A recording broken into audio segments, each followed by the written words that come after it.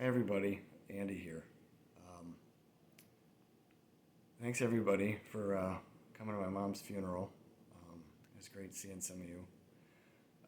Unfortunately, I couldn't make it. As you may have heard, I came down with COVID on Tuesday. Um, it happens, but I also want to thank everybody for all their support through all this. When Pete put out that Facebook message about my mom's passing, my phone didn't know what to do with all the notifications. And not just from Facebook, but from texts, from people I haven't spoke to in years.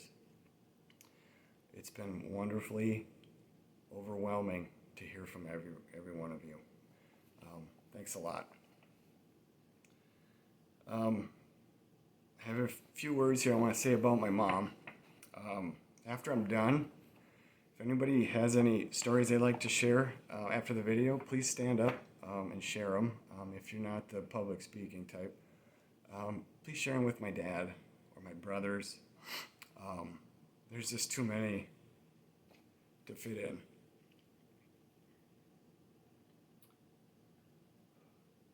My mom, Lynny, has left quite an impression on us. I've been reflecting on every aspect of my mom's life and how much she meant to different groups of people. To her house cleaning clients, she was the one that would pick up groceries on the way for those who were elderly. She was also the one who would do a load of laundry, the dishes, or a window, just out of kindness. To all our buddies down at St. Joe's, she was the one that brought the fun to work. And that became abundantly clear to me after I was told countless times during my first week at St. Joe's as an LPN, You're Linda Olson's kid? Holy cow, your mom was nuts. And it was always followed by a smile and a chuckle. To her family, all the above was just mom. It was Auntie Lynny and Grandma. With my mom gone, there's a lot of grieving and a lot of healing to do. And as we all know, we do that in different ways and at different times. Starting point for me was when we were planning my mom's 70th birthday party, and I reached out to one of my mom's friend and fellow St. Joe's compadre, Kathy Robertson. I called just asking for a few phone numbers and or emails just to help me get started on a guest list. As we started talking about my mom's condition at the time, I told her that she's been slowly and steadily declining. Kathy then asked, "Can she still talk?" I replied, "Not really." And her first response was, "Oh, so her laugh is gone?" It was right then and there, it hit me that we must accept the rocky road that was ahead for us all.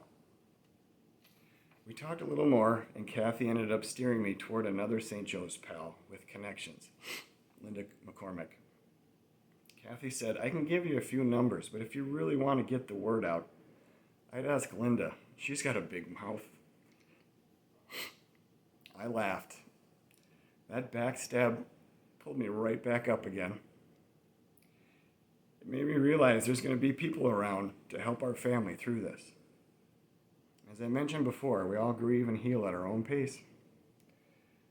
Personally, I find a lot of solace in when I do something that reminds me of the person that I'm missing so much. When my grandma Rose passed away, it was my second day of college when my dad called me early that morning to deliver the bad news. I went through the day quiet and sad, letting my professors know that I'll be out a few days and why. Since then, whenever the first day of school rolls around, especially for those in college, it reminds me of that day.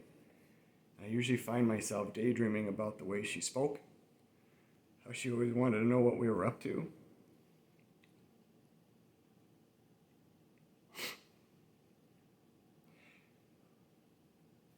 and how she used to gasp when something dramatic would happen on her primetime TV shows.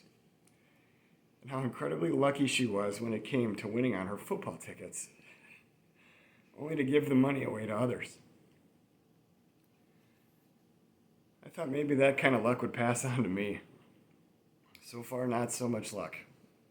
I'm still waiting, though. I'm sure it's coming. I guess I have to be patient.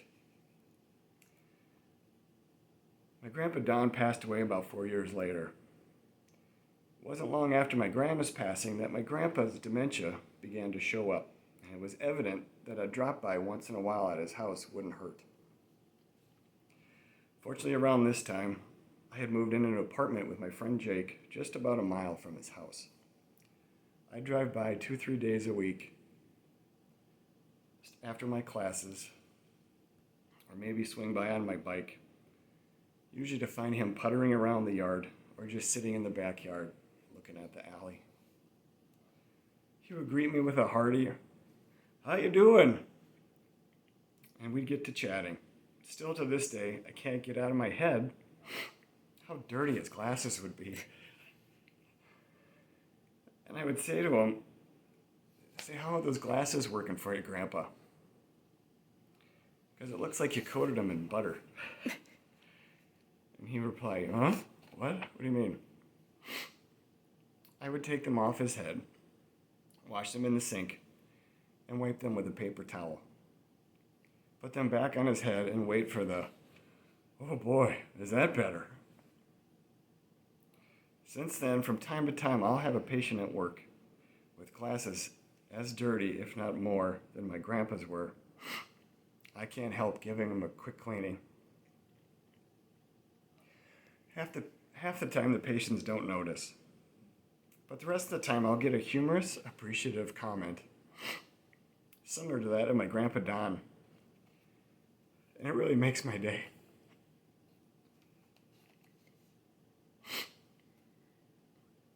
The question is, what is going to remind me of my mom the most?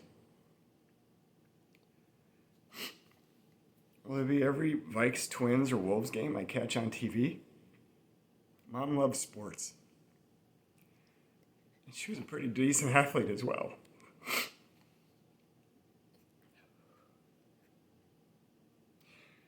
When I was in 5th grade, my basketball coach arranged a mother-son game for after practice. Once the game got started, it was clear my mom knew what to do with the basketball. She was dribbling and passing like she had been secretly practicing. That day, my mom looked like Magic Johnson. She was having so much fun that day. Unfortunately, toward the end of the game, she went for a layup, landed awkwardly, and rolled her ankle. She took a sub for about a minute or so, but I guess she was having too much fun, because she got right back out on the court, finished the game, and limped around the house for the next week.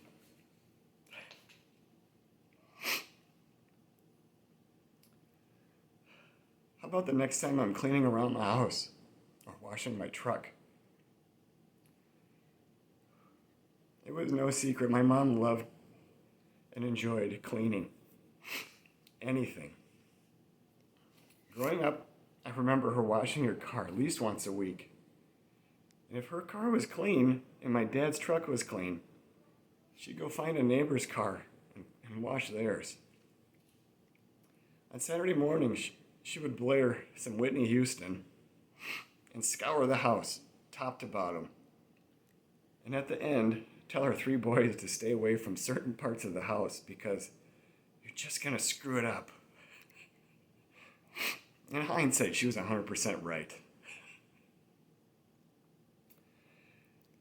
Janie Pohl, my mom's cousin, and one of 6 kids to Great Uncle Bob and Auntie Joe, once told me that when my mom was about 10, she showed up for a get-together at the Pohls and excitedly approached Janie and said, "Hey, Janie, let's go upstairs and clean the boys' room." Janie laughed and replied, "Are you nuts?" There's no mystery why my Uncle Bob, my great Uncle Bob, called her Cuckoo Bird. But the last reminder of my mom is one I'm not so sure I'll ever, come across again. And that is her laugh. Her loud, boisterous, unrivaled laugh. Most of us have heard it and could probably still hear it today.